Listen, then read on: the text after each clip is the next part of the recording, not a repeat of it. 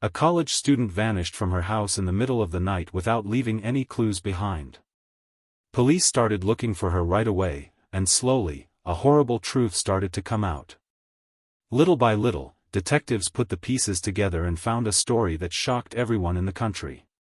Eve Carson came into the world on November 19, 1985 in Athens, Georgia. Even when she was young, she showed she was very determined and hardworking. In high school, she was vice president of the student council, helped out at a nursing home and a shelter for teens who had been hurt, worked as a congressional page, and helped with stem cell research in a lab, all while still going to school.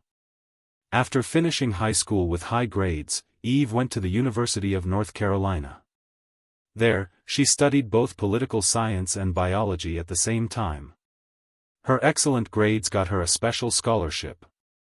She quickly became a leader on campus and took on important jobs in many different student groups.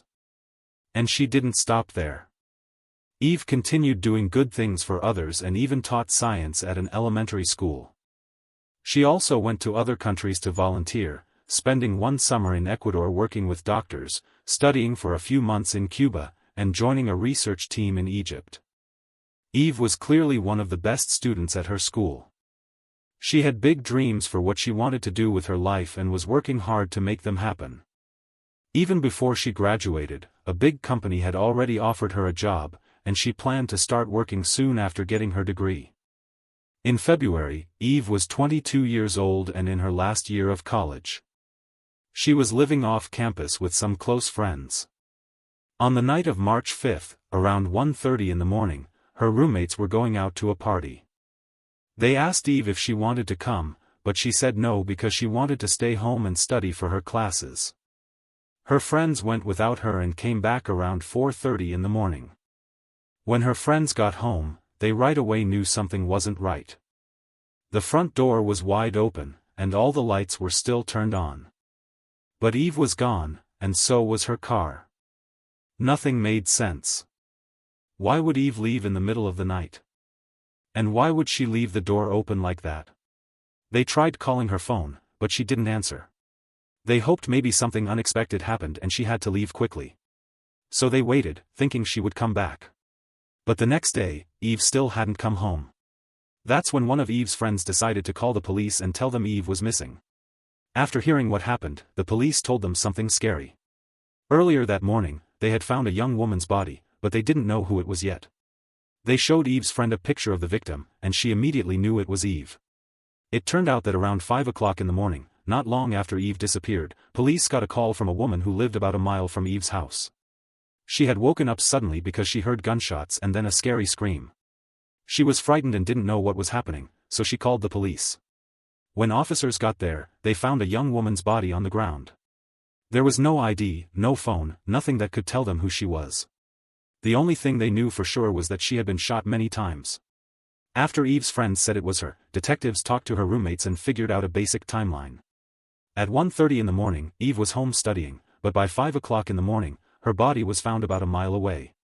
The big question was, how did she get there, and who did this? Since her car was gone, police thought maybe someone robbed her. This idea seemed more likely when they searched her room and found that her wallet and credit cards were missing. They weren't found near her body either. Doctors who examined her body said there were no signs she had been sexually attacked, so that wasn't the reason. When police checked her phone records, they saw her last signal came from a cell tower near a highway outside town, but the phone was never found. It looked like the killer threw it away somewhere in the woods. Then detectives got their first big clue. A car that looked like Eve's was found left alone just a few miles from her house. Police quickly sent the car to be checked for fingerprints and DNA. Meanwhile, detectives found something else important. Experts looked at Eve's computer, the one she was using to study, and found it had been used until about 3:30 in the morning. This meant she was still home for at least 2 hours after her friends left for the party. Only after that did she somehow end up a mile away, where her body was found. By then, news about Eve's murder had spread all over the city, and her college was in shock. Almost everyone knew who she was. She was involved in almost every big student group. People couldn't believe she was dead. Along with the sadness came fear. People got scared for their own safety, and because the police didn't have good leads, everyone got more worried. Because of this, detectives got tons of tips from people. Students reported anything that seemed even a little bit strange, hoping to help. But even with all this information, none of the tips helped the police solve the case. Then police got a really important breakthrough. Since it looked like the killer took Eve's credit cards, police looked at her bank records, and what they found was big. Just 18 minutes after Eve last used her computer, someone took out $700 from her account in 2 separate transactions. They tried to take out more money, but the bank stopped them because of the daily limit.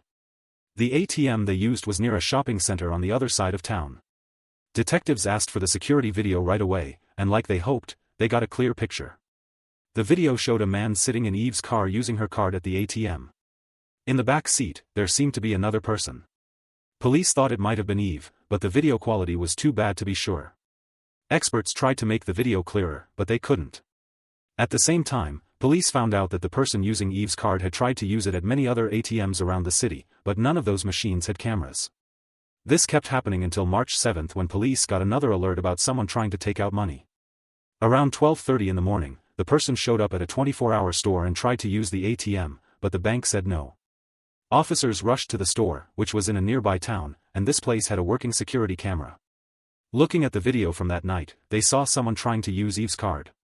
But in a surprising turn, it wasn't the same man they saw in the earlier ATM video. Now police had to think that maybe more than one person was involved in Eve's murder, or that the killer gave her card to someone else. They tried to figure out who the second person was, but like before, the video was too blurry to tell for sure.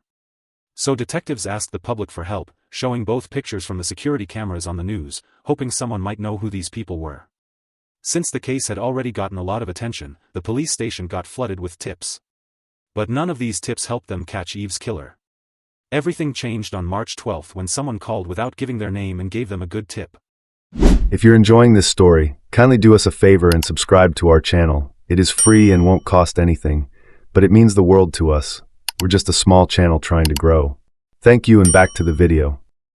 The caller said they recognized the man in the second video from the store and said his name was Demario Atwater.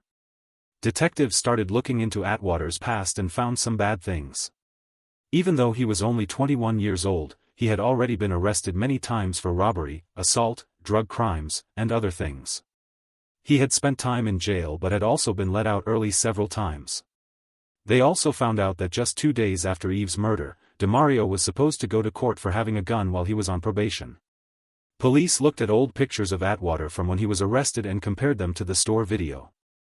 They looked very similar. It was clear they had the right person. They also learned Demario lived close to the store, so detectives went straight to his house. When they questioned him, Demario said he didn't kill Eve, but the video was enough reason to arrest him. As police kept investigating, they found out that Demario was talking a lot with a 17-year-old named Laurence Lovette, who also had a criminal record even though he was so young. When detectives looked at Laurence's arrest photo, they immediately recognized him as the person driving Eve's car in the first ATM video. But unlike Demario, Laurence didn't want to be arrested. He locked himself in his house, and police had to call a SWAT team. When officers finally caught him, Laurence also said he didn't do it. Both suspects were charged and kept in jail while waiting for trial. Since neither one would talk, police had to build their case using other evidence. Cell phone records showed something important. On the night Eve was killed, both of their phones connected to a cell tower near her neighborhood, even though they lived in a different city.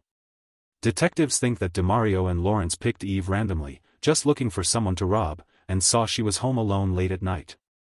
Based on the ATM withdrawals, it looks like they forced her to drive with them to different places where she gave them her card. After they hit the $700 daily limit, they took her to a wooded area outside town where they killed her. Because the crime was so terrible, prosecutors said they wanted to give Demario the death penalty. Laurence's situation was harder. Since Laurence was under 18, the worst punishment he could get was life in prison. Knowing the evidence might not be strong enough to get a guilty verdict by itself, prosecutors made a deal with Demario: plead guilty and we won't ask for the death penalty.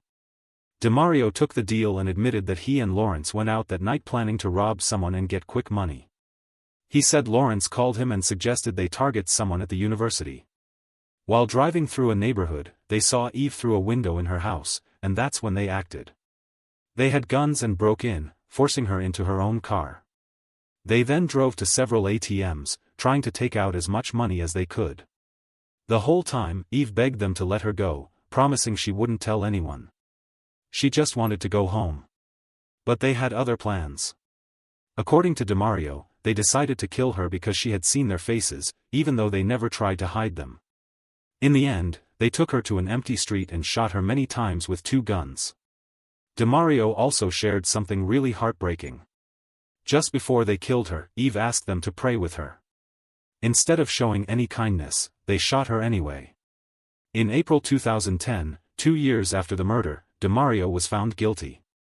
Because of his deal, the judge gave him life in prison instead of the death penalty, plus another 30 years.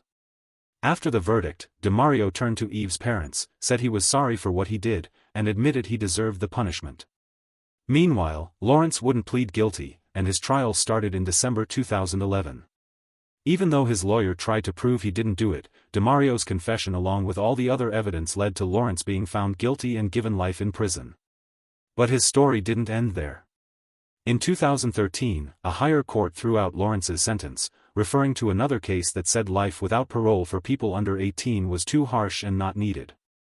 Because of this, he got a new trial. This time, Laurence talked more, telling the court that everyone makes mistakes and saying he wasn't the bad person everyone thought he was. But he didn't really seem sorry, and in the end, the judge gave him life in prison again. It's also worth knowing that Laurence was thought to be involved in another very similar case. In January 2008, just months before Eve's murder, a 29-year-old student was broken into and killed in his apartment. After the murder, money was taken out from the victim's account at different ATMs around the city. But police never got enough evidence to connect Laurence to that crime, and the charges were dropped. Eve's case not only got attention across the whole country but also led to real change. In February, lawmakers in North Carolina made a new law that created tougher punishments and stricter rules for people involved in gang crimes. This law started on December 1st and applies to all crimes from that date forward. The law was created directly because of what happened to Eve. At her university, they created a scholarship in her name and built a memorial garden on campus to remember her. In February 2009, one of Eve's close friends became a finalist on American Idol. While singing on stage, he talked about how Eve's death pushed him to take a chance and try out. He said that without Eve, he never would have had the courage or drive to chase his dream.